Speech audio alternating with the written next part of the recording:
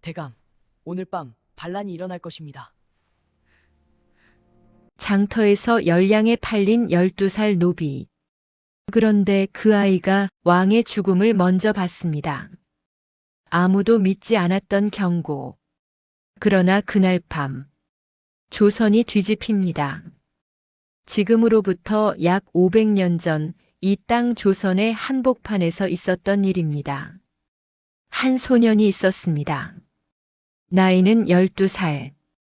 키는 또래보다 조금 작았고 얼굴은 해바람에 그을려 까무잡잡했으며 손목은 새끼손가락만큼이나 가늘었습니다.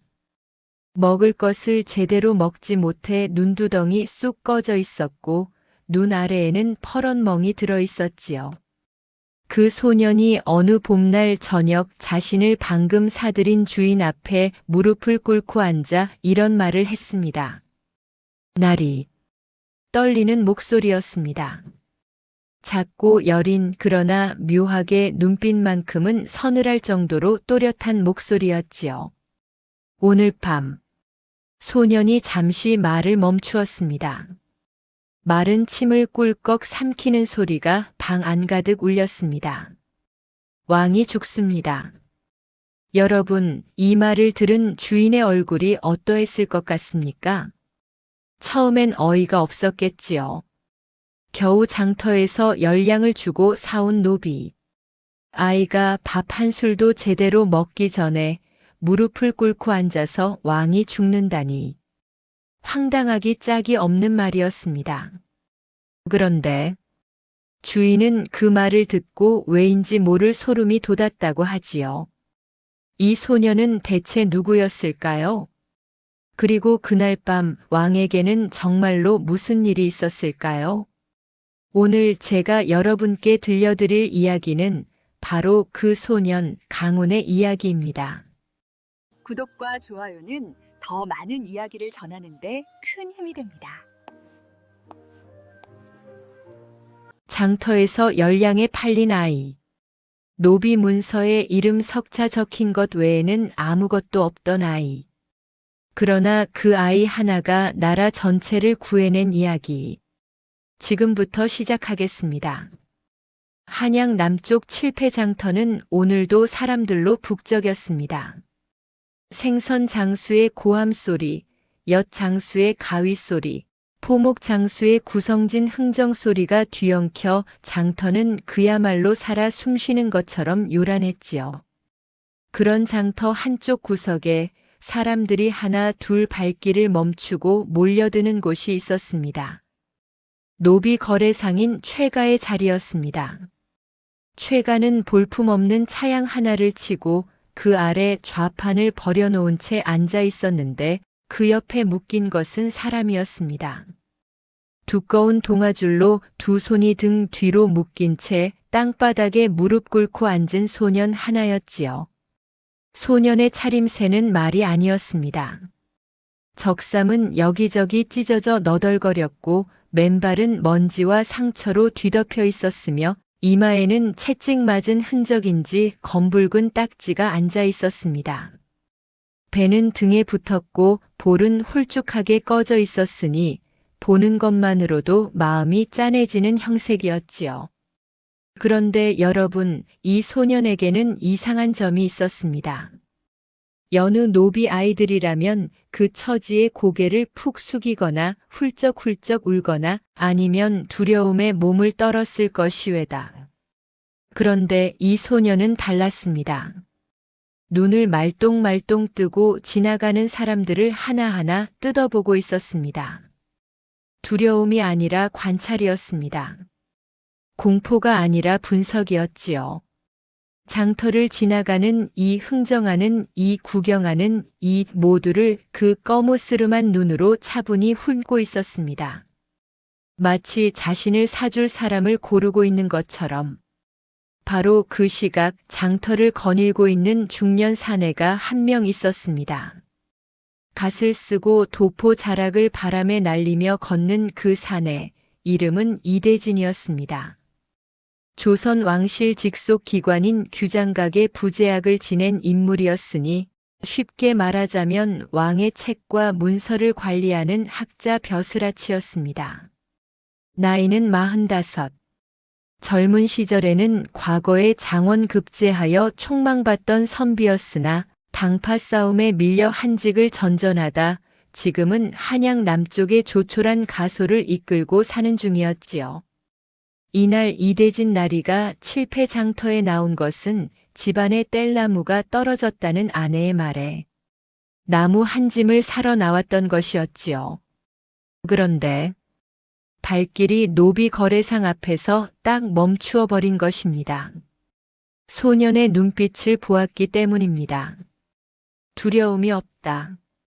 저 아이 두려움이 없어. 노비로 팔린 아이가 두려움이 없다는 것. 그 자체가 이미 보통이 아니었습니다. 이대진 나리가 노비 거래상에게 물었습니다. 저 아이는 얼마요? 최가가 씩 웃으며 대꾸했습니다. 허허 나리. 저 아이는 좀 특이한 물건이라 어서 처분해 버리려 하는 참이외다. 15냥이면 드리지요. 이대진 나리가 소년 앞에 쪼그리고 앉았습니다. 눈높이를 맞추었지요. 이름이 무엇이냐? 강훈이라 하옵니다, 나리. 나이는 12살이옵니다. 고향은? 소년이 잠깐 뜸을 들이더니 대답했습니다. 평안도 성천이옵니다. 한양에는 어찌 왔느냐? 어머니가 빚을 지셨사옵니다. 그 빚을 갚으러 저를 파셨습니다. 담담했습니다. 울지 않았습니다. 12살 아이가 어미에게 팔린 이야기를 하면서 눈물 한 방울 흘리지 않았지요. 그 담담함이 오히려 이대진 나리의 가슴을 더 쿡 찔렀습니다. 그를 아느냐? 그 순간이었습니다. 소년의 눈에 무언가가 지나갔습니다. 아주 잠깐 번개처럼 스쳐 지나간 무언가가. 조금 아롭니다, 나리. 이대진 나리가 품속에서 두루마리 하나를 꺼내어 소년에게 펴보였습니다. 그것은 그날 아침 규장각에서 받아온 문서의 일부였는데 그 안에는 한자와 이두가 뒤섞인 꽤 어려운 내용이 담겨 있었지요. 이걸 읽어보거라. 소년이 눈을 굴렸습니다. 그리고 천천히 그러나 막힘없이 읽어내려갔습니다. 여러분 놀랍지 않습니까? 제대로 먹지도 못하고 몸에는 채찍 자국이 남은 노비로 팔려온 12살 아이가 규장각 문서를 막힘없이 읽은 것이었습니다.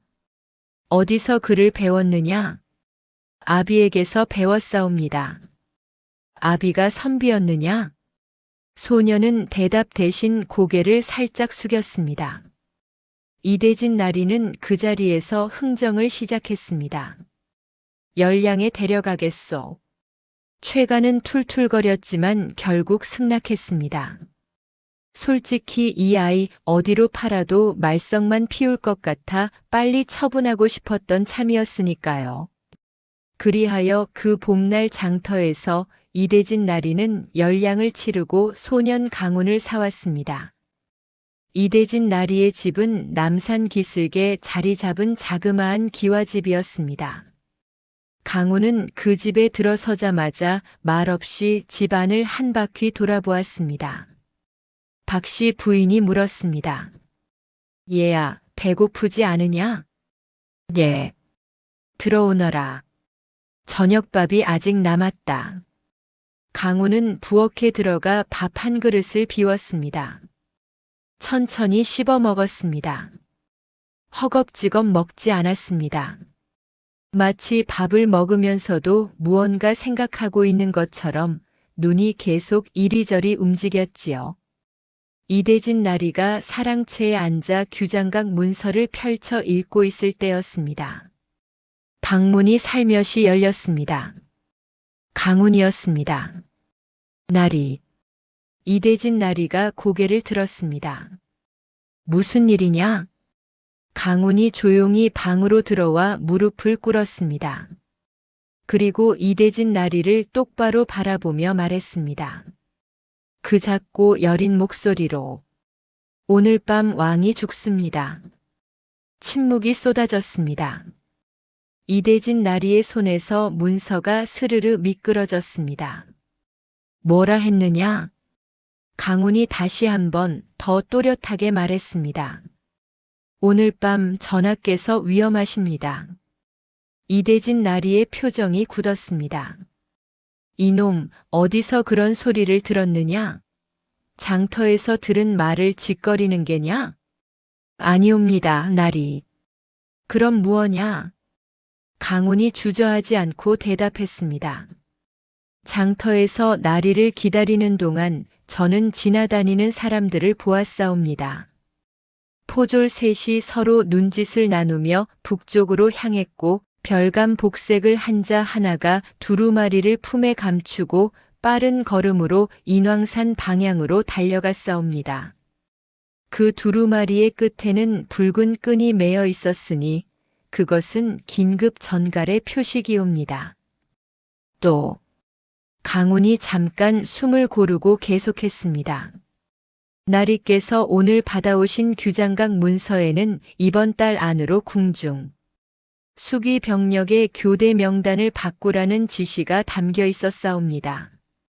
그런데 그 교대 명단에는 평소 좌의정 윤창호 대감과 가까운 무관들의 이름이 대거 포함되어 있었지요. 수기 교대가 바뀌는 날은 다름 아닌 오늘 밤이옵니다. 이대진 나리의 얼굴이 창백해졌습니다. 내가 그 문서를 읽고 그것을 예, 나리. 한번 훑어보았사옵니다. 한번 훑어보았다. 그 문서는 이대진 나리 자신도 2번씩 읽어야 겨우 파악할 수 있는 복잡한 내용이었습니다. 그런데 이 소녀는 장터에서 단 한 번 펼쳐 보이는 것을 보고 그 내용을 모두 기억한 것이었습니다. 이대진 나리의 손이 떨리기 시작했습니다. 그래서 내 생각에는 강훈이 고개를 들고 나리의 눈을 바라보았습니다. 오늘 밤 좌의정 윤창호가 움직입니다. 그리고 전하께서는 혼자이십니다. 이대진 나리는 그 자리에서 벌떡 일어났습니다. 옷을 갖춰 입어라. 그것이 이대진 나리의 대답이었습니다. 이대진 나리는 그날 밤 급히 입궐하려 했습니다. 그러나 이미 늦었습니다. 대궐 문 앞에는 평소와 다른 무장 병력들이 서 있었고 이대진 나리의 신분증을 확인한 병졸들은 차갑게 말했습니다. 오늘 밤은 입궐이 불가합니다. 무슨 소리요? 나는 규장각 부제학 이대진이요. 명이 내려왔습니다. 오늘 밤은 어명으로 외부 출입을 모두 금합니다. 이대진 나리는 발을 동동 굴렸습니다. 그 옆에서 강훈이 나지막하게 말했습니다. 날이 이미 시작된 것이옵니다. 그 말이 떨어지기 무섭게 궁궐 깊은 곳에서 무언가 쿵 하고 쓰러지는 소리가 울렸습니다. 그리고 이어서 비명, 짧고 날카롭고 처참한 비명이 담장 너머에서 밤하늘을 찢었습니다. 여러분, 그날 밤 궁궐 안에서는 무슨 일이 있었던 것일까요? 왕은 살아남았을까요? 그리고 12살 노비, 소년 강훈은 이 모든 것을 어떻게 알고 있었던 것일까요? 이 이야기는 지금부터 시작됩니다. 궁궐 안에서 비명 소리가 들렸다고 말씀드렸지요. 그 비명의 주인공이 누구였는지 지금 말씀드리겠습니다. 죽은 것은 왕이 아니었습니다. 왕의 유일한 측근이었던 내시 한 명이 그날 밤 살해된 것이었습니다. 왕의 침소 바로 옆 복도에서 날카로운 칼에 목을 찔려 숨진 채 발견된 것이지요. 그리고 왕은 그 소식을 듣고도 아무것도 할 수 없었습니다. 왜냐하면 왕은 14살이었으니까요. 전하의 이름은 이준혁이었습니다. 조선의 23번째 왕으로 등극한 지 이제 겨우 2해가 된 14살의 소년 왕이었지요. 왕이라는 자리가 화려하다고 생각하십니까? 용포를 걸치고 옥좌에 앉아 만백성이 엎드리고 수라상에는 진귀한 음식이 가득하고 아름다운 궁궐 안에서 아쉬울 것 없이 산다고 생각하십니까? 천만의 말씀입니다. 14살 어린 왕 이준혁에게 왕이라는 자리는 황금으로 만든 감옥이었습니다. 어머니인 대비마마는 왕이 즉위한 지 닷새 만에 병으로 누우셨고 지금은 내의원에서 뵙기도 어려운 형편이었지요. 형제도 없었습니다. 친한 내시 하나가 전부였는데 그 내시가 바로 어젯밤 살해된 것이었습니다. 신하들은 어떠했을까요? 영의정 이하 삼정승과 육판서 수백 명의 신하들이 매일 아침 조회에 나와 절을 올렸습니다. 그러나 그들 중 진심으로 왕을 걱정하는 자는 얼마나 되었을까요? 대부분은 좌의정 윤창호의 눈치를 보며 살았습니다. 여러분, 이 윤창호라는 자를 잠깐 설명해 드려야겠습니다. 나이 62. 조선 최고의 권신. 3대에 걸쳐 높은 벼슬을 지낸 명문 윤씨 집안 출신으로 젊은 시절부터 당파를 규합하고 반대파를 숙청해온 무서운 인물이었습니다. 선왕 때부터 막강한 권세를 누렸고 선왕이 승하하자 어린 왕을 앞세워 사실상 조선을 손에 쥔 인물이었지요. 신하들은 왕에게 절하는 척하면서 실제로는 모두 윤창호를 두려워했습니다.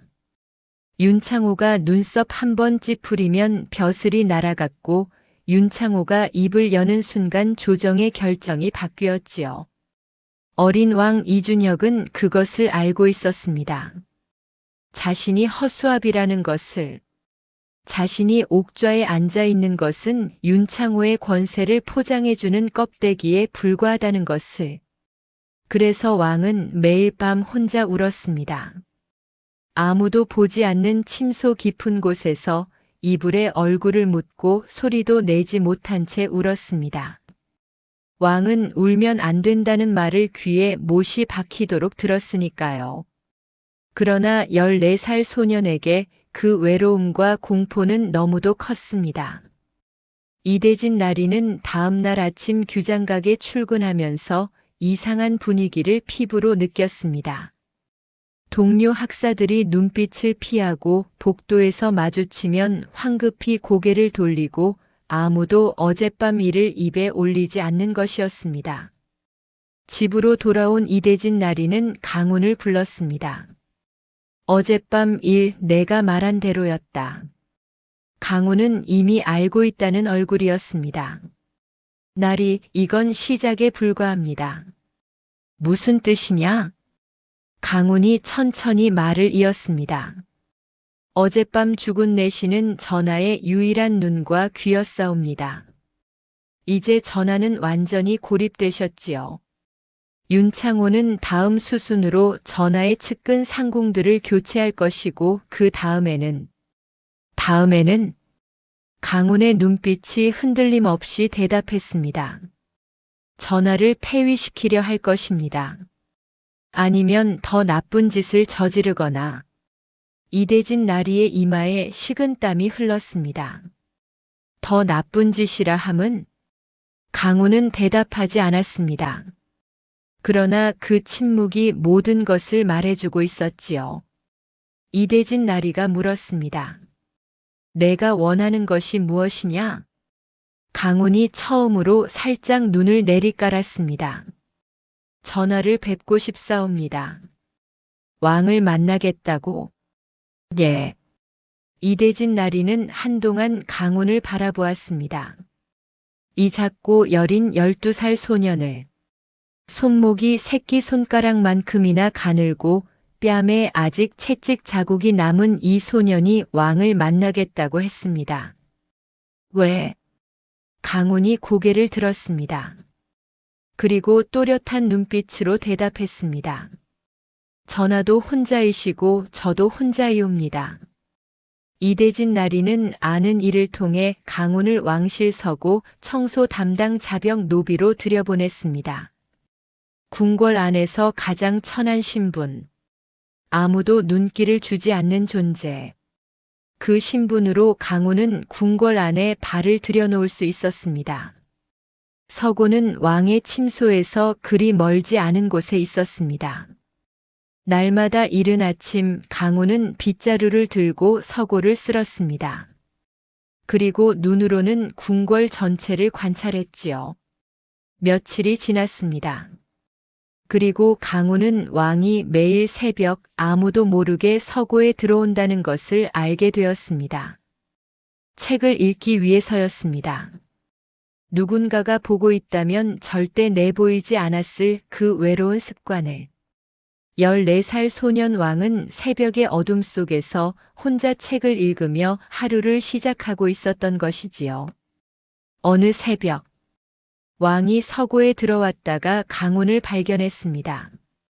왕의 얼굴이 굳었습니다. 누구냐? 강훈이 빗자루를 내려놓고 바닥에 납작 엎드렸습니다. 소인은 서고 청소를 담당하는 노비 강훈이라 하옵니다, 전하. 왕은 잠시 강훈을 내려다보았습니다. 그리고 조금 긴장을 풀며 말했습니다. 나가거라. 그때 강훈이 말했습니다. 전하, 한 말씀만 올려도 되겠사옵니까? 윤창호 대감이 이달 안으로 전하의 교지에 가짜 어세를 찍을 준비를 마쳤사옵니다. 왕의 얼굴에서 피가 빠져나갔습니다. 무슨 소리냐?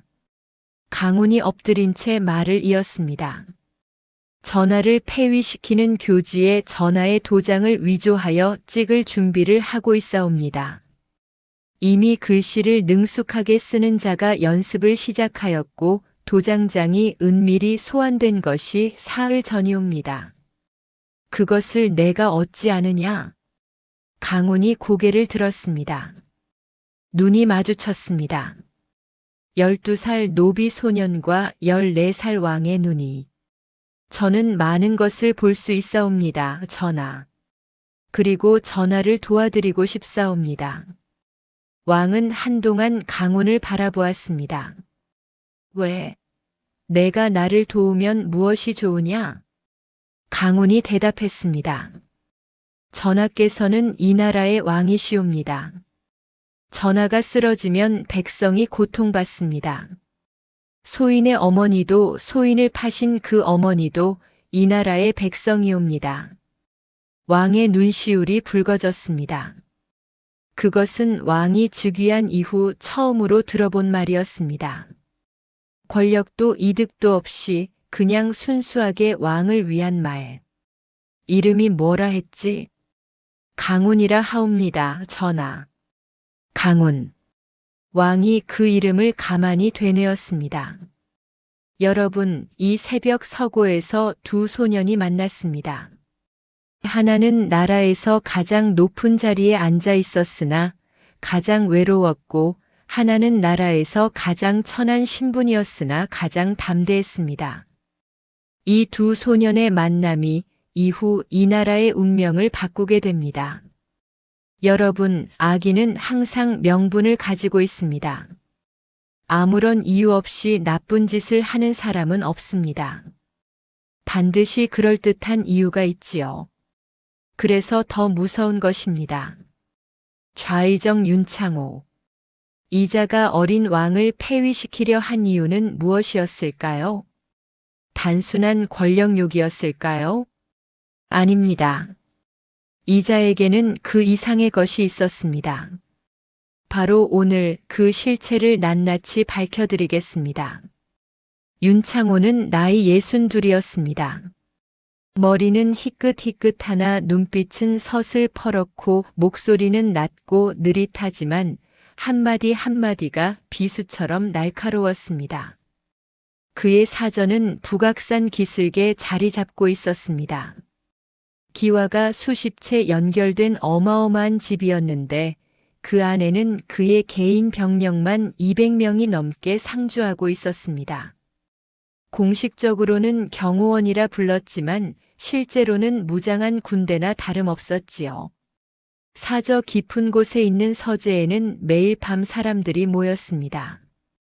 윤창호의 신복들이었습니다. 어느 봄밤 그 서재에서 이런 대화가 오갔습니다. 대감 노비 아이 하나가 규장각 이대진의 집에 들어간 뒤로 궁궐 서고를 드나들고 있습니다. 심상치 않아 보입니다. 윤창호가 천천히 찻잔을 내려놓았습니다. 노비 아이가? 예. 12살짜리 사내 아이인데 눈빛이 보통이 아니라 합니다. 윤창호가 잠시 침묵했습니다. 전화와 접촉하였느냐? 아직 확인되지 않았사옵니다. 윤창호가 눈을 가늘게 좁혔습니다. 이대진이라 당파에서도 밀려나고 한직에서 늙어가는 학자 하나가 갑자기 움직인다. 어찌 하오리까 대감? 윤창호가 찻잔을 다시 들었습니다. 그리고 아주 느긋하게 말했습니다. 처리하거라. 단 2글자. 처리하거라. 그 2글자가 무엇을 의미하는지 모르는 사람은 그 자리에 없었습니다. 이제 윤창호가 왜 이런 일을 꾸미고 있는지 그 깊은 속내를 말씀드리겠습니다. 윤창호는 단순한 악인이 아니었습니다. 그는 자신이 옳다고 믿는 사람이었습니다. 그리고 그것이 더욱 무서운 점이었지요. 선왕 시절부터 이 나라를 실질적으로 움직여온 윤창호는 자신이 없으면 조선이 망한다고 진심으로 믿었습니다. 어린애가 무슨 정사를 다스리겠는가? 내가 없으면 이 나라는 주변 오랑캐에게 먹히고 만다. 그 믿음 아래 그는 차근차근 준비해왔습니다. 어린 왕을 고립시키고 측근들을 모두 제거하고 마침내 폐위시킨 뒤 자신이 직접 선택한 왕족을 새 왕으로 세우는 것. 그리고 자신은 그 배후에서 진짜 권력을 영구히 쥐는 것. 그것이 윤창호의 계획이었습니다. 그런데 이 계획에는 한 가지 더 어두운 비밀이 있었습니다. 15년 전의 일이었습니다. 당시 윤창호는 자신의 권세를 위협하는 한 사람을 제거했습니다. 그 사람의 이름은 강필달이었습니다. 평안도 성천 출신으로 과거에 장원급제하여 촉망받던 학자였지요. 그런데 이 강필달이 젊은 나이에 이미 왕의 두터운 신임을 얻었고 날카로운 상소로 윤창호의 비리를 조정 앞에 낱낱이 고발하기 시작했습니다. 윤창호는 가만히 있지 않았습니다. 강필달에게 영모 혐의를 씌웠습니다. 증거를 조작하고 증인을 매수하고 거짓 자백을 받아내어 결국 강필달을 처형했지요. 그의 가족은 노비로 만들어버렸습니다. 아내는 관비로, 아이는 민간 노비로 팔려나갔지요. 그 아이의 나이가 당시 2살이었습니다. 그로부터 10년이 지나 이제 그 아이는 12살이 되어 장터에서 열량에 팔렸습니다. 여러분 짐작이 가십니까? 강훈, 강필달의 아들이었습니다. 강훈은 그것을 알고 있었을까요? 알고 있었습니다. 아버지 강필달의 이야기를 어머니에게서 들었습니다. 어머니는 강훈을 노비로 팔기 전날 밤 눈물을 흘리며 말해주었지요. 너의 아버지는 좋은 사람이었다. 나쁜 자들에게 억울하게 죽었다. 언젠가 내가 크면 그것을 기억하거라. 강훈은 그 말을 가슴에 새겼습니다. 장터에서 팔려 앉아 있는 동안에도 이대진 나리의 집에서 밥을 먹는 동안에도 궁궐 서고를 쓸고 있는 동안에도 강훈은 항상 한 가지를 생각하고 있었습니다. 아버지의 억울함을 풀겠다. 그런데 궁궐에 들어와 보니 아버지를 죽인 그자가 지금 이 나라의 왕을 위협하고 있었습니다.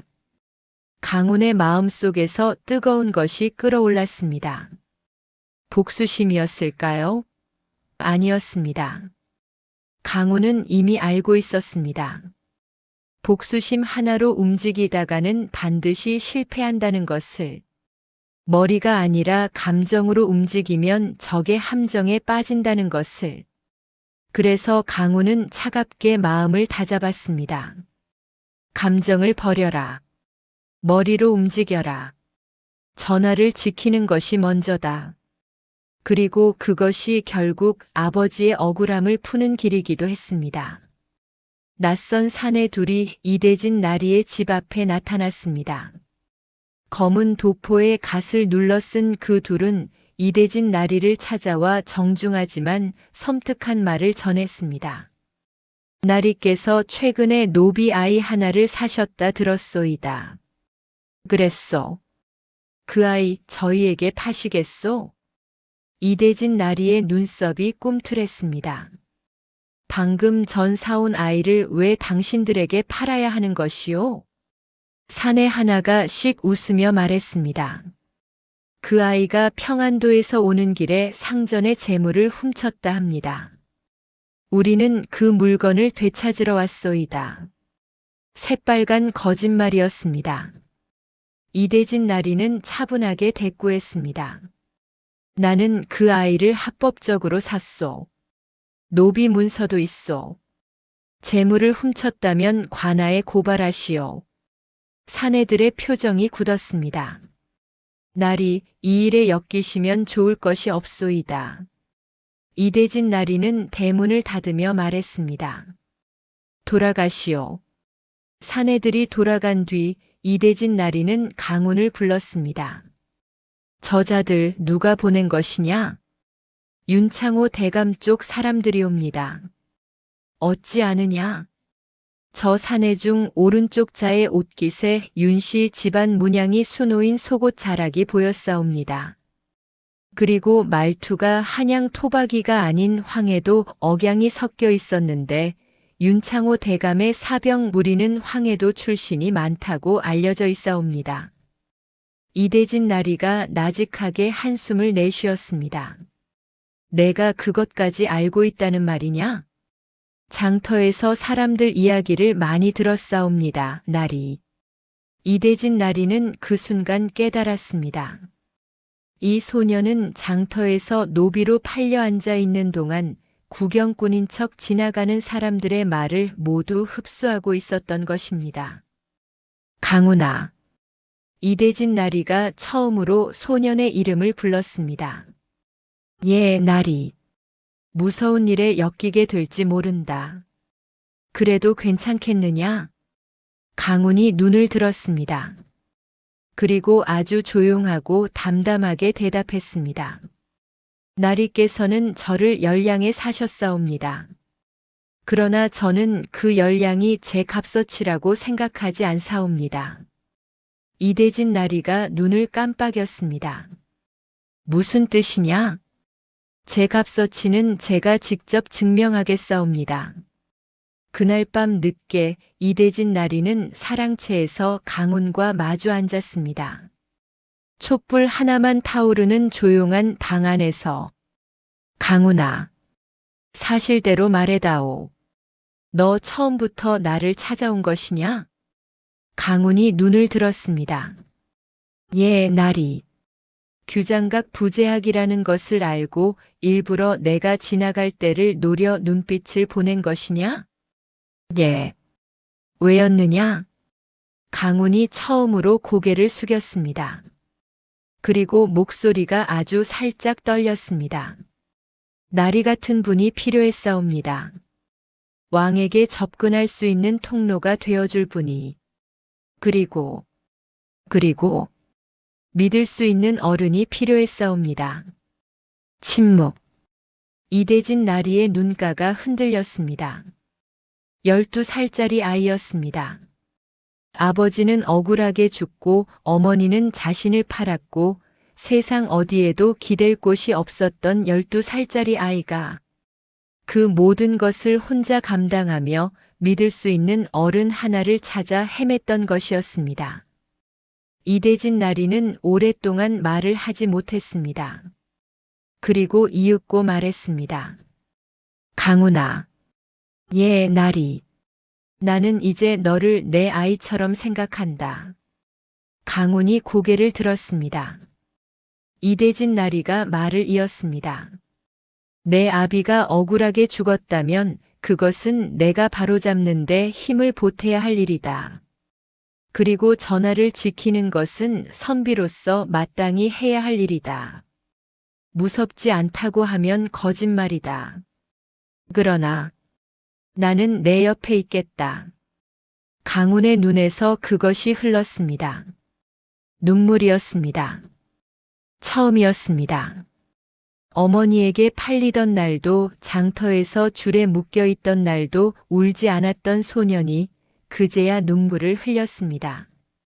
단 두 마디에 내 옆에 있겠다는 그 말에 여러분 이 장면이 마음에 와닿으십니까? 세상 모든 아이에게 필요한 것은 거창한 것이 아닙니다. 단 한 명의 어른이 내 옆에 있겠다고 말해주는 것, 그것이면 충분한 것입니다. 여러분, 계략이란 무엇입니까? 힘이 없는 자가 힘 있는 자를 이기는 방법입니다. 12살 소년에게는 군사도 없고 권세도 없고 돈도 없었습니다. 그러나 강훈에게는 하나가 있었습니다. 머리. 그리고 오늘 그 머리가 처음으로 작동하기 시작합니다. 강훈이 이대진 나리에게 말했습니다. 윤창호를 쓰러뜨리려면 증거가 필요합니다. 두 가지가 필요하옵니다. 첫째는 그가 왕을 폐위시키려 한다는 현재 진행형 증거. 둘째는 15년 전 아버지를 억울하게 죽인 증거. 이대진 나리가 물었습니다. 그것을 어디서 찾느냐? 윤창호의 서재에 있사옵니다. 윤창호의 서재라면 그자의 사저 아니다. 그곳에 200명의 사병이 있는데 어찌 들어간다는 것이냐? 강훈이 조용히 웃었습니다. 사람이 들어가지 않아도 됩니다. 사람을 흘려보내면 됩니다. 강훈의 계획은 이러했습니다. 윤창호의 사저에 날마다 식재료를 납품하는 상인의 짐꾼으로 들어가는 것이었습니다. 소인이 들어가겠사옵니다. 안 된다. 이대진 나리가 단호히 말했습니다. 들키면 죽는다. 어린 내가 그 위험한 곳에 들어갈 수는 없어. 나리 소인이 가장 안전합니다. 어째서? 12살짜리 빼빼 마른 아이는 누구도 의심하지 않사옵니다.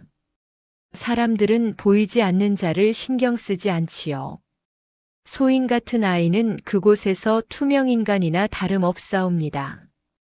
이대진 나리는 긴 침묵 끝에 말했습니다. 이상한 낌새가 있으면 즉시 나와야 한다. 예, 나리. 사흘 뒤. 강훈은 식재료 짐꾼으로 위장하여 윤창호의 사저에 들어갔습니다. 삿갓을 눌러쓰고 무거운 쌀 자루를 등에 졌습니다. 고개를 숙이고 쭈뼛쭈뼛 움직이며 가능한 한눈에 띄지 않게 행동했습니다. 사저 안은 거대했습니다. 대문을 들어서면 넓은 마당이 나오고 그 안쪽으로 별채들이 미로처럼 이어졌습니다. 사병들이 여기저기 서 있었고 하인들이 분주하게 오갔지요. 강훈은 부엌에 짐을 내려놓으며 눈을 굴렸습니다. 서재는 저 안쪽이다. 부엌에서 일하는 노비 여인 하나가 말했습니다. 야, 거기 짐꾼애야. 물 좀 길어다오. 저 우물에서. 예. 강훈은 물을 깃는 척 움직이면서 서재 방향으로 조금씩 발걸음을 옮겼습니다. 서재 앞에는 문지기가 한 명 서 있었습니다. 어떻게 들어가지? 강훈이 생각했습니다. 그때 서재 안에서 윤창호의 목소리가 들렸습니다. 차를 들여오너라. 문지기가 외쳤습니다. 부엌에서 차 가져와라. 강훈이 기회를 잡았습니다.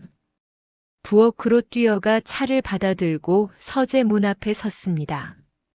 차 가지고 왔사옵니다. 문지기가 받으려 손을 뻗었습니다.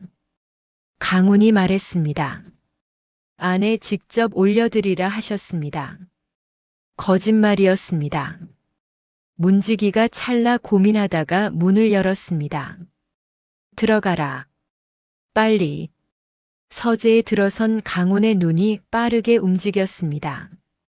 윤창호는 창가 의자에 앉아 문서를 보고 있었습니다. 등을 지고 있어서 강훈의 얼굴을 볼 수 없었지요. 강훈은 찻잔을 내려놓으며 방 안 전체를 순식간에 훑었습니다. 책장 오른쪽 잠금 장치가 달린 붉은 칠상자. 저기다라. 그러나 상자를 열 시간은 없었습니다. 강훈은 대신 상자의 위치와 자물쇠의 형태를 눈에 새겼습니다. 그리고 상자 옆 문서 뭉치의 첫 줄을 눈으로 훑었습니다. 이번 달 안에 폐위 교지 완성. 충분했습니다. 강훈은 고개를 숙이고 서재를 나왔습니다. 그런데 나오는 길에 문제가 생겼습니다. 복도에서 윤창호의 수석 신복 이구범과 마주친 것이었습니다. 이구범은 눈이 매서운 자였습니다. 50년 동안 윤창호 밑에서 음모를 꾸며온 자로 사람 보는 눈이 날카로웠지요. 그 눈이 강훈에게 멈추었습니다. 어디서 왔느냐? 부엌에서 차올리고 나오는 길이옵니다. 부엌에서? 짐꾼애가 차를 올려? 강훈의 심장이 쿵 내려앉았습니다. 이구범이 한 발짝 다가왔습니다. 얼굴 들어봐. 강훈이 천천히 고개를 들었습니다. 이구범의 눈이 강훈의 얼굴을 훑었습니다. 들켰다. 강훈은 순간 달아날지 버틸지 계산했습니다. 달아나면 의심을 사고 쫓길 것이다. 강훈이 먼저 입을 열었습니다. 어르신 소인은 여쭈어 볼 것이 있사옵니다. 이구범이 눈썹을 올렸습니다. 뭐? 부엌 노비 아주머니가 서재 앞에 다 쓴 물건들을 치워달라 했는데 서재 안에 들어가서 물건을 치워도 되는 것이옵니까? 허락을 받아야 하는지 몰라서요. 이구범이 잠시 강훈을 바라보았습니다. 그리고 툭 말했습니다. 하인들 아무나 들어가면 안 돼. 나가서 부엌에나 있어라. 예, 어르신. 감사옵니다. 강훈이 꾸벅 인사하고 물러났습니다. 사저 밖으로 나온 뒤 강훈은 오랫동안 숨을 고르지 못했습니다. 손이 떨렸습니다. 12살 소년이었습니다. 아무리 담대해도 죽음의 공포 앞에서 손이 떨리는 것은 어쩔 수 없었지요. 그러나 강훈은 이를 악물었습니다. 충분했다. 오늘은 충분했다. 그날 저녁 강훈은 왕과 다시 새벽 서고에서 만났습니다. 강훈이 왕에게 말했습니다. 전하, 소인이 윤창호 대감의 서재에 다녀왔사옵니다. 왕이 화들짝 놀랐습니다. 미쳤느냐? 혼자서? 어떻게? 자세한 것은 나중에 말씀드리겠사옵니다. 중요한 것은 이달 안으로 전하의 폐위 교지가 완성된다는 것이옵니다. 왕의 얼굴이 새하얗게 변했습니다. 정말이냐? 예, 전하. 그러므로 시간이 없사옵니다. 전하께서 할 수 있는 것이 있사옵니다. 무엇이냐? 전하의 진짜 어세를 안전한 곳에 숨겨두셔야 합니다. 그리고 소인이 그 상자를 열 방법을 찾는 동안 전하께서는 조정 안에서 아직 믿을 수 있는 신하가 있는지 파악해 주셔야 합니다. 왕이 강훈을 바라보았습니다. 너 정말 12살이냐? 강훈이 어리둥절한 얼굴로 대답했습니다. 예, 전하. 왕이 피식 웃었습니다. 그 웃음이 얼마 만의 웃음이었는지 왕 자신도 몰랐습니다. 알았다. 믿겠다. 그 한마디가 강훈의 가슴에 무언가를 꽂아 넣었습니다. 따뜻하고 뜨거운 무언가를. 여러분, 전쟁의 시작은 항상 조용합니다. 폭풍 전야라는 말이 있지요. 거센 폭풍이 오기 전에는 오히려 바람이 잦아들고 하늘이 고요해집니다. 그 고요함이 오히려 더 무서운 것이지요. 그날 밤도 그랬습니다. 초여름의 밤하늘에는 별이 총총했고 궁궐 안은 평소보다 조용했습니다. 너무 조용했습니다. 그 조용함이 강훈을 깨웠습니다. 자정이 조금 넘은 시각. 강훈은 궁중 자병 노비들이 자는 행랑 한켠에서 번쩍 눈을 떴습니다. 창 너머로 멀리 북악산 방향에서 횃불이 움직이는 것이 보였습니다. 하나, 둘, 셋. 수십 개의 횃불이 일사불란하게 움직이고 있었습니다. 강훈의 등골이 서늘해졌습니다. 시작됐다. 윤창호는 마침내 움직였습니다. 그동안 준비해온 사병 200명에 더하여 미리 포섭해둔 지방 군사 300명까지 불러들인 것이었습니다. 총 500명의 무장 병력이 밤의 어둠 속에서 한양 도성 안으로 스며들었습니다. 궁궐 북문을 지키는 병력은 이미 윤창호의 신복들로 교체된 상태였습니다. 북문이 소리 없이 열렸습니다. 반란군이 궁궐 안으로 쏟아져 들어오기 시작했지요. 왕을 지키는 진짜 충신 병사들은 아무것도 모른 채 교대를 기다리고 있다가 갑자기 쏟아지는 무장 병력의 속수무책으로 제압당했습니다. 궁궐 안이 순식간에 혼란에 빠졌습니다. 강훈은 이미 뛰고 있었습니다. 맨발로 복도를 달렸습니다. 이대진 나리에게 미리 받아둔 작은 쪽지 하나를 손에 쥔 채 왕의 침소로 빨리. 복도를 꺾어 돌 때마다 반란군 병사와 마주칠 뻔했습니다. 강훈은 번번이 어둠 속에 몸을 숨겼다가 빠져나왔습니다. 12살짜리 작은 몸이 오히려 도움이 되었습니다. 구석구석 파고드는데 누구보다 빨랐으니까요. 왕의 침소 앞에 도착했을 때 이미 반란군 병사 둘이 문 앞을 지키고 서 있었습니다. 늦었나. 강훈이 이를 악물었습니다. 그때 등 뒤에서 목소리가 들렸습니다. 강훈아. 돌아보니 이대진 나리였습니다. 숨을 헐떡이며 뛰어온 이대진 나리 옆에 무장한 사내 셋이 서 있었습니다. 왕을 모시던 충신 병사들이다. 아직 남은 자들이 있었어. 강훈이 눈을 빛냈습니다. 날이 계획대로 하겠사옵니다. 침소 안의 왕은 이미 상황을 알고 있었습니다. 강훈이 사흘 전 말했기 때문이었습니다. 전하, 오래지 않아 반란이 일어날 것이옵니다. 그날 밤 전하께서는 침소를 벗어나지 마십시오. 소인이 반드시 찾아오겠사옵니다.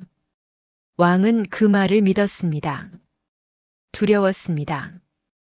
밤의 어둠 속에서 복도 저편에서 들려오는 발소리들, 갑옷 부딪히는 소리, 날카로운 고함 소리에 14살 소년 왕은 이불을 쥐어짜며 버티고 있었습니다. 강훈이 온다. 강훈이 반드시 온다. 그것만 되뇌었습니다. 그때 침소 문이 쾅 열렸습니다. 반란군 대장 이구범이 들어섰습니다. 10명의 병사를 이끌고 손에는 문서를 쥐고 전하. 이구범이 왕 앞에 무릎을 꿇었습니다. 그러나 그 자세가 신하가 왕 앞에 꿇는 것이 아니었습니다. 사냥꾼이 먹잇감 앞에 앉는 것 같은 차갑고 여유로운 자세였지요. 이 교지에 어세를 찍어주시옵소서. 문서를 내밀었습니다. 왕이 문서를 내려다보았습니다. 폐위 교지였습니다. 스스로 왕위를 내려놓는다는 내용이었지요. 왕의 손이 떨렸습니다. 내가 왜 그것을 찍어야 하느냐? 이구범이 차갑게 웃었습니다. 전하께서 스스로 찍지 않으신다면 저희가 대신 찍을 것이옵니다. 이미 준비가 되어 있사옵니다. 다만 전하가 스스로 찍으시면 전하의 목숨만큼은 보장해 드리겠다는 대감의 말씀이 있었사옵니다. 왕이 이를 악물었습니다. 강훈, 강훈아. 바로 그 순간 침소 밖에서 소리가 났습니다. 쾅! 무언가 쓰러지는 소리. 이구범이 고개를 돌렸습니다. 무슨 소리냐? 문 앞을 지키던 병사가 쓰러져 있었습니다. 그리고 문 사이로 작은 얼굴 하나가 불쑥 나타났습니다. 강훈이었습니다. 이구범이 눈을 부릅떴습니다. 저 아이가 그 얼굴을 본 기억이 있었습니다. 며칠 전 사저 복도에서 마주쳤던 그 짐꾼 아이였습니다. 잡아라. 병사들이 달려들었습니다. 그러나 강훈은 달아나는 대신 손에 쥔 것을 힘껏 던졌습니다. 그것은 작은 기름 항아리였습니다. 산산이 깨지며 복도 바닥에 기름이 쏟아졌습니다. 병사들이 미끄러져 쓰러졌습니다. 그 순간 이대진 나리와 충신 병사 셋이 복도로 쏟아져 들어왔습니다. 혼전이 벌어졌습니다. 이구범이 왕의 팔을 움켜잡으며 소리쳤습니다. 전하, 어세를 내놓으시오. 왕이 버텼습니다. 14살 소년이 이를 악물고 버텼습니다. 내놓지 않겠다. 이구범이 허리에서 칼을 뽑아 들었습니다. 그렇다면 바로 그 순간 강훈이 이구범과 왕 사이로 뛰어들었습니다. 온몸으로 이구범의 칼이 멈추었습니다. 강훈이 이구범의 앞을 막아서며 말했습니다. 어르신, 숨이 차 있었습니다. 뺨에 상처가 났는지 피가 흘렀습니다. 그러나 눈빛은 흔들리지 않았습니다. 오늘 이 자리 어르신이 지는 자리입니다. 이구범이 비웃었습니다. 12살짜리 노비아이가 무슨 소인이 오늘 이 자리에 오기 전에 이미 한 가지를 해두었사옵니다. 강훈이 말을 이었습니다. 소인이 사흘 전 어르신 댁에 다녀왔을 때 소인은 빈손으로 나오지 않았사옵니다. 이구범의 얼굴이 굳었습니다. 무슨 소리냐? 붉은 칠상자의 자물쇠 형태를 보고 나중에 같은 자물쇠를 만들어 열었사옵니다. 그 안의 문서들 지금쯤 이미 안전한 곳에 전달되었을 것이옵니다. 침묵. 이구범의 눈에 공포가 스쳤습니다. 여러분, 바둑에는 사석작전이라는 것이 있습니다. 돌 하나를 일부러 잡히게 하여 더 큰 것을 얻는 전술이지요. 강훈이 한 일이 바로 그것이었습니다. 윤창호가 반란을 일으키도록 내버려 두었습니다. 왜냐하면 반란을 실제로 일으키는 순간 그것 자체가 최대의 증거가 되기 때문이었지요.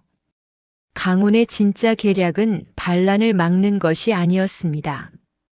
반란이 실패하도록 만드는 것이었습니다. 사흘 전 강훈이 이대진 나리에게 말했습니다. 나리 3가지 준비가 필요하옵니다. 말하거라. 첫째, 아직 충성스러운 병조 군관이 한 명이라도 있다면 오늘 밤을 대비해 한강 이남의 군영에 전령을 보내두어야 하옵니다. 둘째는 반란군 내부에 윤창호의 뜻에 온전히 동의하지 않는 자들이 있을 것이옵니다. 돈으로 참여한 자, 협박에 못 이겨온 자들이지요. 그들에게 미리 조용히 전할 말이 있사옵니다. 어떤 말이냐? 증거가 있다는 것. 그리고 지금 멈추면 살 수 있다는 것. 이대진 나리가 천천히 고개를 끄덕였습니다. 셋째는 윤창호 대감이 오늘 밤 반드시 손에 넣으려 할 것이 하나 있사옵니다. 그것을 미리 옮겨두어야 합니다. 그것이 무엇이냐? 전하의 진짜 어세이옵니다. 전하께 말씀드려 어세를 다른 곳에 숨겨두도록 하겠사옵니다. 이 세 가지 준비가 그날 밤 빛을 발했습니다. 한강 이남 군영에서 급히 달려온 충성 병력 200명이 새벽이 되기 전 한양 도성 북문에 도착했습니다. 반란군 내부에서는 강운의 전가를 받은 자들이 하나 둘씩 무기를 내려놓기 시작했습니다. 전령 하나가 슬쩍 뿌린 말 한마디, 증거가 이미 세상에 나왔다는 말이 반란군 사이에 퍼지며 동요가 일어났습니다. 그리고 왕의 어세는 이미 침소 비밀 통로 안에 숨겨둔 상태였습니다. 이구범이 아무리 뒤지고 협박해도 어세는 나오지 않았습니다. 이대진 나리가 반란군에게 소리쳤습니다. 들어라. 윤창호가 15년 전 억울하게 죽인 자의 문서가 지금 공개되고 있다. 역모를 꾸민 것도 거짓 증거를 만든 것도 모두 기록으로 남아있다. 지금이라도 무기를 내려놓는 자는 살려주겠다는 전하의 뜻이 있다. 침묵. 그리고 반란군 내부에서 무기를 내려놓는 소리가 하나, 둘 들리기 시작했습니다. 탁, 탁, 탁탁탁. 병사들이 창을 내려놓았습니다. 칼을 버렸습니다. 이구범이 노했습니다. 겁쟁이들, 무기를 들어라. 그러나 이미 돌이킬 수 없었습니다. 그 순간 도성 북쪽에서 함성이 들렸습니다. 한강 이남에서 달려온 충성 병력이 도착한 것이었습니다. 반란군이 두 방향에서 압박을 받기 시작했습니다. 이구범은 마지막 수를 꺼냈습니다. 전하를 인질로 삼는다. 그는 왕의 팔을 붙잡고 소리쳤습니다. 물러서지 않으면 전하가 다친다. 주변의 모든 것이 얼어붙었습니다. 이구범의 손에 칼이 들려 있었습니다. 왕의 목에 닿을 거리에 강운이 앞으로 한 발 나섰습니다. 이구범이 소리쳤습니다. 더 오면 전하가 다친다. 강운이 멈추었습니다. 그리고 조용히 말했습니다. 어르신, 한 가지 더 말씀드려도 되겠습니까? 뭐냐? 어르신의 아들 이진수가 지금 어디 있는지 아시옵니까? 이구범의 눈이 흔들렸습니다. 무슨 소리냐? 어르신의 아들이 오늘 밤 이 반란에 참여했사옵니다. 소인은 어르신의 아들에게도 전가를 보냈사옵니다. 지금쯤 무기를 내려놓고 자수 대기 중일 것이옵니다.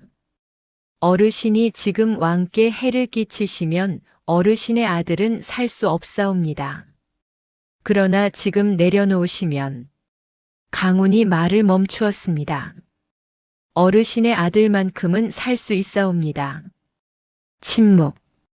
이구범의 손이 떨렸습니다.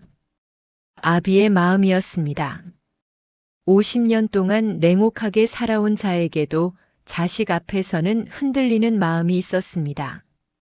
이구범의 손에서 칼이 천천히 내려갔습니다.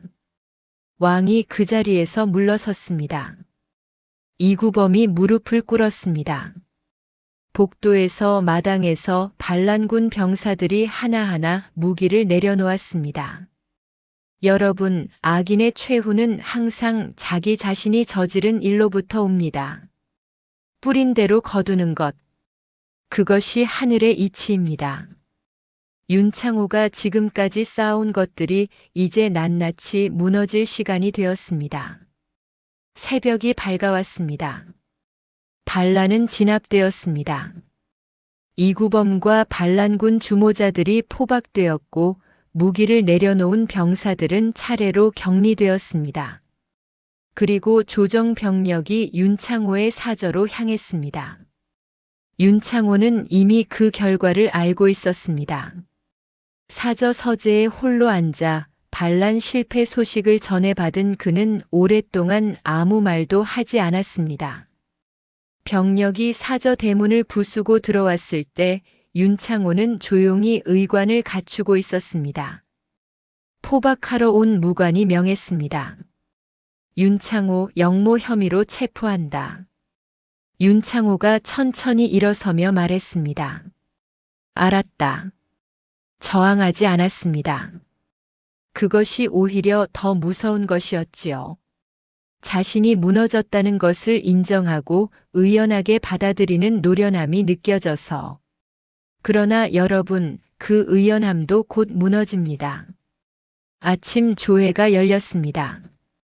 조정 신하들이 모두 대전에 모인 가운데 왕 이준혁이 옥좌에 앉았습니다. 그런데 이날의 왕은 달랐습니다. 어젯밤까지 두려움에 떨던 소년이 아니었습니다. 눈빛이 달랐습니다. 등이 펴져 있었습니다. 손이 떨리지 않았습니다. 그 변화를 옆에서 본 강훈이 마음속으로 말했습니다. 전하 잘하셨습니다. 윤창호가 끌려 들어왔습니다. 두 손이 뒤로 묶인 채 어젯밤까지만 해도 이 나라를 손에 쥐고 흔들던 62의 노신이 이제 죄인으로 왕 앞에 무릎을 꿇었습니다. 왕이 말했습니다. 윤대감. 왕이 말을 이었습니다. 짐의 눈을 보시오. 윤창호가 천천히 고개를 들었습니다. 왕의 눈과 마주쳤습니다. 14살 소년 왕의 눈이 흔들리지 않았습니다. 왕이 말했습니다. 그대가 저지른 일들을 이제 낱낱이 듣겠소. 강훈이 확보한 문서가 조정 앞에 공개되었습니다. 거기에는 두 가지 내용이 담겨 있었습니다. 첫째, 윤창호가 왕의 폐위를 준비한 계획서. 병력 배치도 교지 위조 계획, 새 왕으로 세울 왕족의 이름까지 모두 적혀 있었습니다. 둘째, 15년 전 강필달에게 영모 혐의를 씌운 문서. 거짓 증인 매수 명단, 자백 강요 지시서, 진짜 증거를 없애라는 명령서까지. 신하들이 술렁였습니다. 그동안 윤창호를 따르던 자들이 얼굴이 새파래졌습니다. 강훈이 조용히 앞으로 나왔습니다. 노비아이가 대전에 들어서는 것은 전례 없는 일이었습니다. 그러나 왕이 허락했습니다. 강훈아, 내가 말해라. 강훈이 왕에게 절하고 조정 신하들 앞에 섰습니다. 12살짜리 까무잡잡한 소년이 조선 최고의 신하들 앞에 서서 말했습니다. 소인의 아버지 강필달은 이 나라를 위해 목숨을 바쳐 상소를 올렸사옵니다. 그리고 그 충성 때문에 억울하게 죽었사옵니다. 소인은 그것을 되돌릴 수는 없사옵니다. 그러나 진실만큼은 밝힐 수 있사옵니다. 강훈의 목소리가 살짝 떨렸습니다. 아버지, 이제 됩니다. 신하들의 분노가 폭발했습니다. 그동안 윤창호가 무서워 입을 열지 못하던 신하들이 하나둘씩 앞으로 나와 증언하기 시작했습니다. 윤창호에게 협박받은 일, 증거를 숨겼던 일, 억울하게 당한 일들이 본물 터지듯 쏟아졌습니다. 윤창호는 처음에는 부인했습니다. 그러나 증거가 너무 명백했습니다. 자신의 친필 서명이 담긴 문서들 앞에서 더 이상 부인할 수 없었습니다. 그는 긴 침묵 끝에 나직하게 말했습니다. 내가 틀렸다. 그것이 전부였습니다. 왕이 선고했습니다. 윤창호는 영모를 꾸민 죄, 충신을 억울하게 죽인 죄, 왕명을 사칭하고 국정을 농단한 죄로 엄히 처결할 것이다. 윤창호는 유배형에 처해졌습니다. 재산은 모두 몰수되어 백성들에게 돌아갔습니다. 이구범을 비롯한 반란 주모자들은 법에 따라 처벌받았고 반란에 강제로 끌려온 자들은 공정한 조사 후 대부분 풀려났습니다. 그리고 강필달의 이름이 복권되었습니다. 영모 혐의는 완전히 벗겨졌고 충신으로 추서되었습니다. 강필달의 위패가 충신을 모시는 사당에 모셔졌습니다. 강훈은 그날 사당 앞에 서서 오랫동안 고개를 숙였습니다. 눈물이 났습니다. 처음에는 한 줄기, 그 다음에는 소리 없이, 그리고 어느 순간 어깨가 떨렸습니다. 12살 소년이 울었습니다. 그것은 기쁨의 눈물이었을까요? 슬픔의 눈물이었을까요? 둘 다였습니다. 여러분, 공을 세운 사람에게는 보상이 따릅니다. 그것이 세상의 이치입니다. 그러나 모든 사람이 같은 보상을 원하지는 않습니다. 어떤 사람은 벼슬을 원하고, 어떤 사람은 재물을 원하고, 어떤 사람은 명예를 원합니다. 그렇다면 강훈은 무엇을 원했을까요? 반란이 수습되고 열흘이 지났습니다. 조정은 빠르게 재편되었습니다. 윤창호 일파가 빠져나간 자리에 새로운 신하들이 들어왔고, 왕은 처음으로 자신의 뜻대로 정사를 시작할 수 있었습니다. 어느 맑은 날 오후, 왕이 강훈을 불렀습니다. 서고였습니다. 두 사람이 처음 만났던 그곳이었지요. 강훈아. 예, 전하. 앉거라. 강훈이 눈을 깜빡였습니다. 왕이 신하에게 앉으라고 하는 것, 그것 자체가 파격이었습니다. 두 사람이 마주 앉았습니다. 짐이 내게 제안할 것이 있다. 말씀하시옵소서 전하. 너를 짐의 신하로 삼고 싶다. 노비 신분을 면천시키고 정식 벼슬을 내리겠다. 규장각 학사로 시작하면 어떻겠느냐? 침묵. 규장각 학사. 이대진 나리가 평생 꿈꿨을 자리. 조선 최고의 학문기관에서 왕 곁에서 일하는 자리. 강훈이 대답하지 않았습니다. 왕이 말을 이었습니다. 이대진 대감을 통해 제대로 글을 배우고 짐 곁에서 일하거라. 내가 가진 그 머리와 눈으로 이 나라를 함께 바꾸어 나가자. 강훈이 오랫동안 침묵했습니다. 왕이 기다렸습니다. 이윽고 강훈이 말했습니다. 전하 감사옵니다. 그러나 소인은 다른 것을 원하옵니다. 왕이 눈을 깜빡였습니다. 다른 것이라 함은? 강훈이 말했습니다. 소인은 이 나라에 소인과 같은 아이들이 많다는 것을 알고 있사옵니다.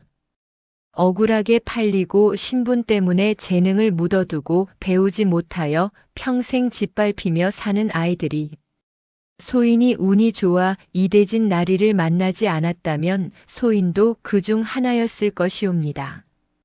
왕이 조용히 들었습니다. 소인이 원하는 것은 벼슬이 아니옵니다. 전하께서 허락해 주신다면 소인은 보이지 않는 곳에서 이 나라를 지키고 싶사옵니다. 그리고 강훈이 잠깐 숨을 고르고 말했습니다. 신분에 상관없이 재능 있는 아이들이 배울 수 있는 곳을 하나 만들어 주시옵소서. 그것이 소인이 원하는 것이옵니다. 침묵. 왕의 눈이 붉어졌습니다. 그것이 전부냐? 예, 전하. 그것이면 충분하옵니다. 왕이 천천히 일어났습니다. 그리고 믿을 수 없는 일이 일어났습니다. 왕이 강훈에게 먼저 손을 내밀었습니다. 조선 왕이 신하에게, 그것도 아직 노비 신분인 아이에게 먼저 손을 내민 것이었습니다. 강훈이 눈을 크게 떴습니다. 왕이 말했습니다. 약속하겠다. 내가 원하는 것을 반드시 이루어 주겠다. 신분을 가리지 않고 재능 있는 자를 가르칠 수 있는 곳을 만들겠다. 그것이 짐이 할 일이다. 강훈이 왕의 손을 잡았습니다. 두 소년이 서고에서 손을 맞잡았습니다. 12살과 14살이. 이 나라에서 가장 천한 신분과 가장 높은 신분이 손이 닿은 그 순간 두 사람 다 아무 말이 없었습니다. 말이 필요 없었습니다. 이후의 이야기를 들려드리겠습니다. 왕 이준혁은 그 이후 성군의 길을 걷기 시작했습니다. 조정을 새로 정비하고 억울하게 처벌받은 이들을 복권시키고 백성을 위한 법령들을 차례로 시행했습니다. 그리고 강훈이 원했던 그것, 신분에 상관없이 재능 있는 아이들이 배울 수 있는 학당을 세웠습니다. 이대진 나리가 그 학당의 초대 원장이 되었습니다. 그리고 강훈은 벼슬을 받지 않았습니다. 그러나 언제나 왕의 가장 가까운 곳에 있었습니다. 보이지 않는 곳에서 이 나라를 위협하는 것들을 가장 먼저 감지하고 가장 먼저 대응하는 그림자가 되었지요. 사람들은 그를 그림자 선비라고 불렀습니다. 이름도 벼슬도 기록도 없는, 그러나 이 나라 역사에서 가장 결정적인 순간마다 어디선가 나타났다가 사라진 존재. 여러분, 이야기가 끝났습니다. 장터에서 열량에 팔린 소년의 이야기가. 이 이야기에서 저는 여러 가지를 생각했습니다. 첫째는 신분에 대하여. 강훈은 노비로 태어났습니다. 그러나 그 신분이 강훈의 값어치를 결정하지 않았습니다. 12살 소년은 스스로 자신의 값어치를 증명했지요. 신분이란 태어날 때 받는 것이지만 값어치는 살아가면서 만드는 것입니다. 둘째는 혼자가 아니라는 것에 대하여. 강훈이 혼자였다면 아무것도 할 수 없었을 것입니다. 이대진 나리가 옆에 있어 주었기에 가능한 일이었습니다. 세상의 모든 아이에게는 단 한 명의 어른이 필요합니다. 내 옆에 있겠다고 말해줄 어른 한 명이. 셋째는 보상에 대하여. 강훈은 나라를 구했습니다. 그러나 벼슬도 재물도 명예도 원하지 않았습니다. 그가 원한 것은 자신과 같이 억울한 아이들이 더 이상 생기지 않는 세상이었습니다. 진짜 위대한 사람은 자신의 보상보다 다음 사람의 기회를 생각합니다. 여러분, 오늘 이 이야기가 마음에 와닿으셨습니까? 어쩌면 우리 주변에도 강훈 같은 아이들이 있을지 모릅니다. 기회가 없어서, 배움이 없어서, 단 한 명의 어른을 만나지 못해서 아직 자신의 값어치를 펼치지 못한 아이들이, 그 아이들에게 손을 내밀어 줄 수 있는 사람이 여러분 중에 있다면 그것이 가장 아름다운 일일 것입니다. 오늘 이야기, 장터에서 열량에 사온 소년이 나라를 구한 이야기, 이것으로 마무리하겠습니다. 고맙습니다. 다음 이야기에서 또 뵙겠습니다. 안녕히 계십시오.